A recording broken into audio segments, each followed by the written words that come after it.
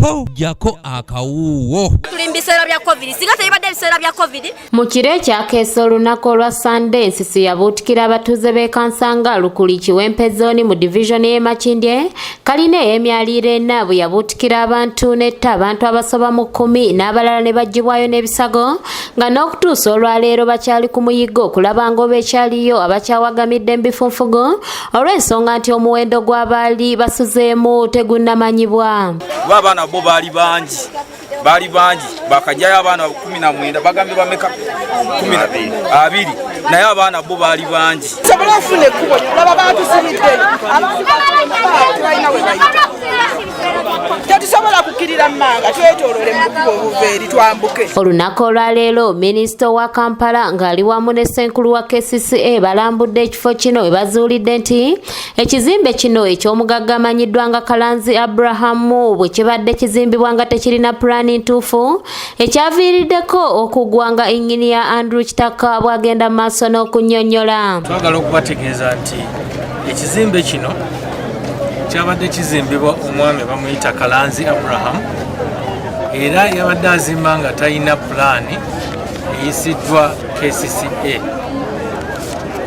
Omwami ono bwe yali azimba twamuwa ekiragiro alekeraawo okuzimba.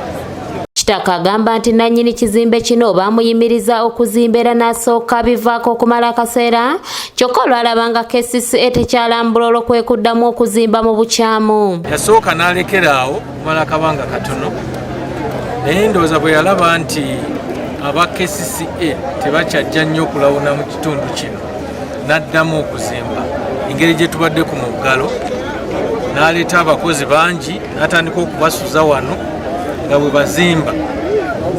N'olwekyo ekizimbe ekyo bwe twamuweera ekiragiro ekyo yali tannaba kukola fulowa esooka. We twogerera nga Kalanzi yatandise dde okunoonyezebwa avunaanibwe ogw'okuyisa olugaayu mateeka ga KCCA ekyaviiriddeko okusaanyawo obulamu bw'abantu ng'asabye n'abakulembeze okulondoola abazimba. Okuba alina okukwatibwa kubanga yazizza omusango.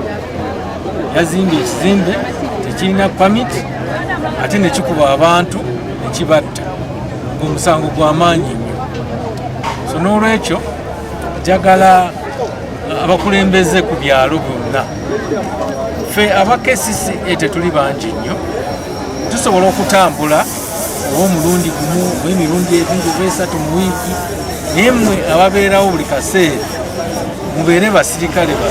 Minisita wa Kampala Betty Amongi mwenyamivu olw'abantu abakozesa ekiseera kino eky'omuggalo okukoleramu ebyo ebitali mu mateeka nga batwala ekibuga bakutuula n'abakulembeze b'amagombolola okulondoola buli muntu aliko ekizimbe kya situla. Almost all our staff were sent back home and most of our vehicles have been concentrating on distribution of food.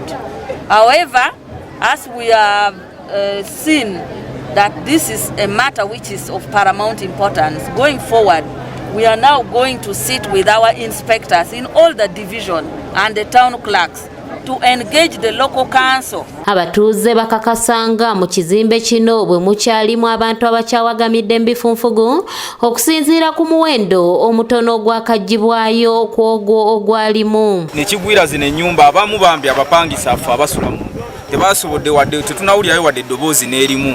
Ono omukwano gwange yasulya ddala mu nnyumba eno tetunawulirayo wadde eddoboozi n'erimu erigamba nti abagwiriddwa ennyumba tugenda bayamba bwe tuti wabula bakoma bukomi eri oziko nze nekyensuubira munda omwo mukyalimu abaana kuba abaana bo baali bangi. Abalala bategeeza ng'okugwa kw'ekizimbe kino bwe kugiziŋŋamiza emirimu gyabwe kubanga kyagudde mu kkubo ko n'amayumba gaabwe. Ekizimbe bwe kyagwa Yenginiya tetumanyi oba ebintu yalinga abijjawa tetumanyi naffe naye ffe kye twagala kutukolera kkubo tufune amazzi tufune amasannyalaze ffe kye twetaaga.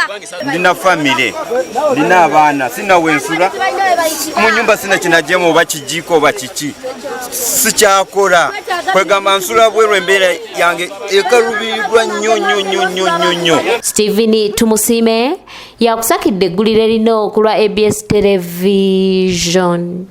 Okay.